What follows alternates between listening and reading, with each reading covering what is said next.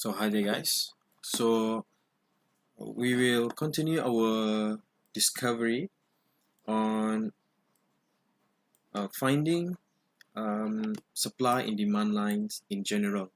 Okay, and actually this is very important because this is how we do our analysis. And supply and demand line can be dictate, or you can see the supply and demand lines in either up or down. Okay, there's no other way of supply and demand lines. There is only two lines that we want to analyze. Now we can see this starting from this Tesla charts. So we can see that obviously from this part, from this part until this part, we can conclude that there is more demand than supply. All right, there's more demand and supply. And then from this part, which is this point is the peak, and we can see that this is the supply line. All right, this is the supply line. So you might be asking, how about the minor movement? Okay, actually in terms of the minor movement, okay, in terms of the minor movement, it is less significant. It is less significant if we see it in a bigger picture. Okay, but if we see in a small picture, we can see that, right, the stock's behavior is when there is demand, all right, there is demand, there will be supply, right? There will be supply. And this is a normal situation for any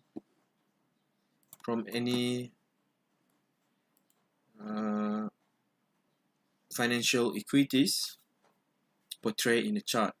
So you can see that there is demand lines which indicate the price going up, and the supply line indicate the price going down in small time frame.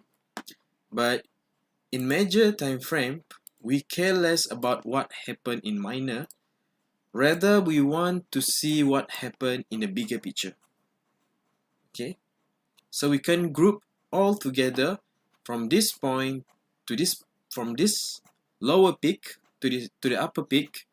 We can say that this is the demand line. Okay, and from this upper peak to lower peak, we can say this is as one straight supply line. Okay, where the majority of this movement is seller. All right, there's more seller compared to buyer within this supply line. This is what it means. So we can see that subsequently the next line, it is more buyer compared to the seller. So majority people in this market are people who has more desire to buy. They are more aggressive buyers in the lines rather than seller. So if you trade within this lines, demand line, so what you want to do is most of the time you want to buy low and sell higher. Okay, same goes when it goes down, here to the peak. Okay,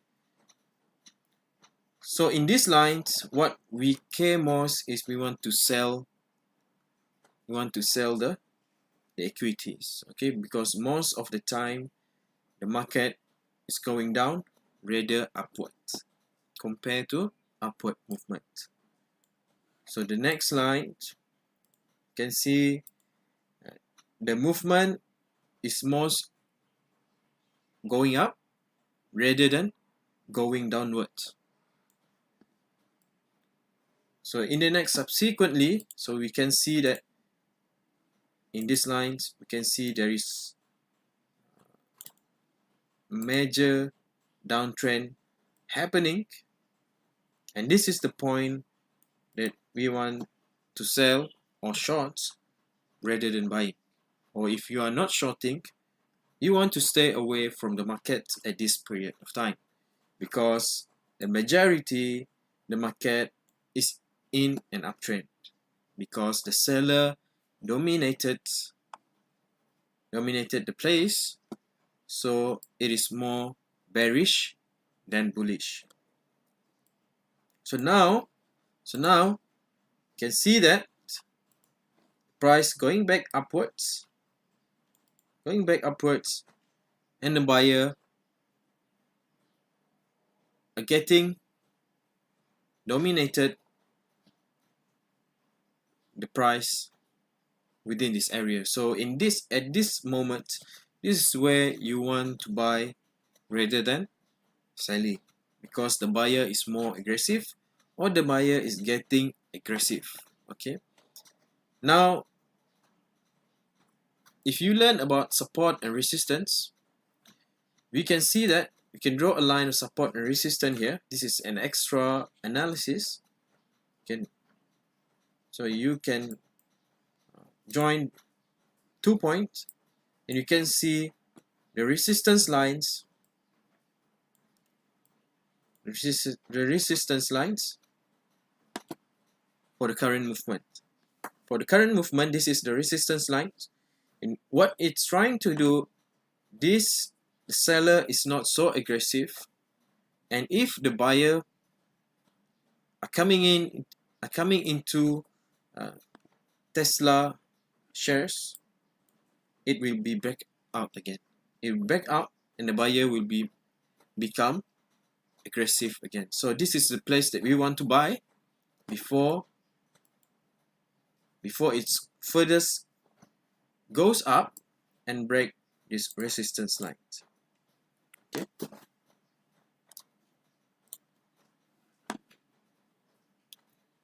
So the next, so we want to analyze supply and demand line in Facebook. Okay, so we can see that Facebook is price movement is quite random, right? It is quite random, but when you see a random price, what you want to do is you want to see a bigger picture. Okay, you want to see a bigger picture because you care less about the minority. Okay? You care less about the minority. What you want to analyze at the first hand when you open a chart is actually you want to analyze stock price in majority. What is its majority movement? Okay.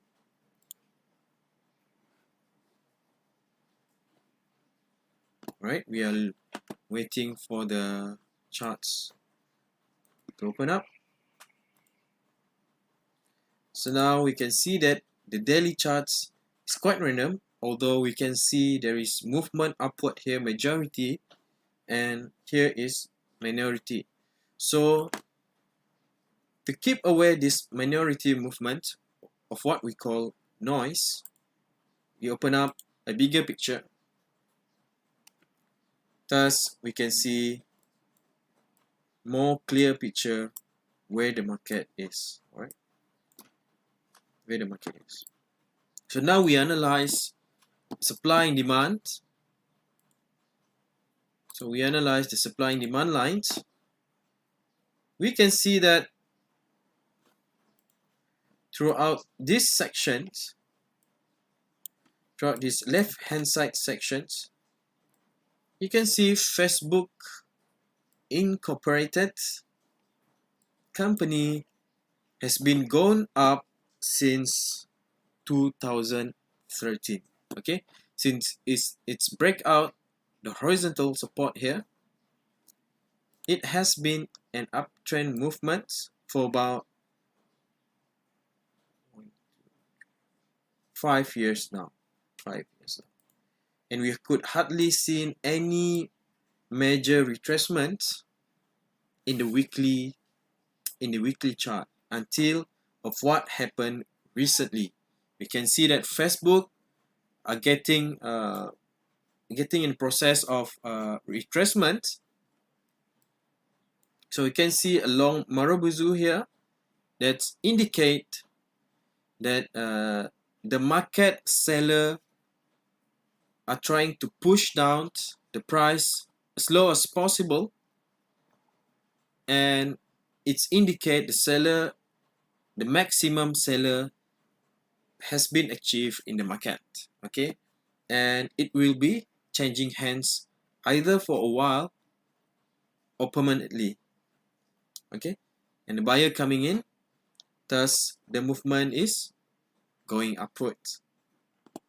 But in terms of our objective here, which is we want to identify the demand lines and supply lines, we can see that there's no significant retracement here, although actually there's some retracement going here and here, but we care much less about it. We can conclude that in these 5 years, Facebook has been rallying in major rallying these 5 years, and the demand line is impressive. Okay, and just about recently, the Facebook shares has been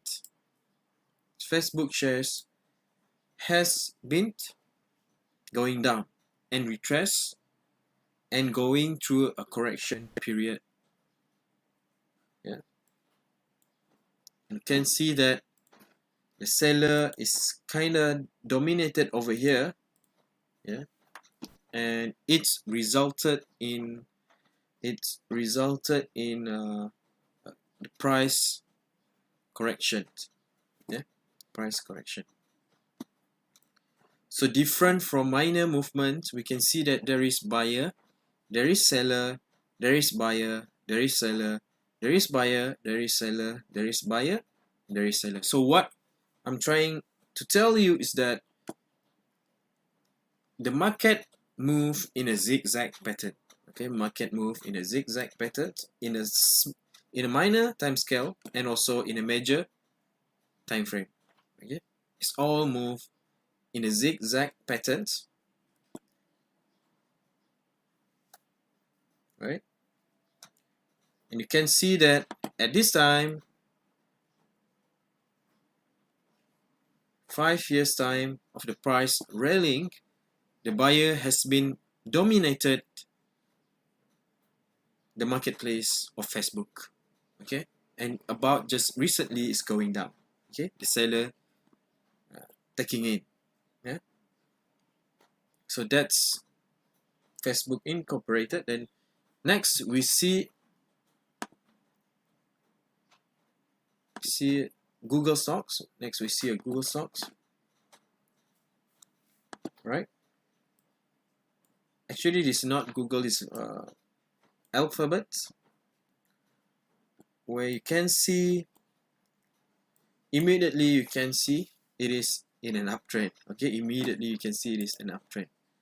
So it's not quite hard for you to see, and there is no major retracement up until now. Okay, this is the longest retracement until now.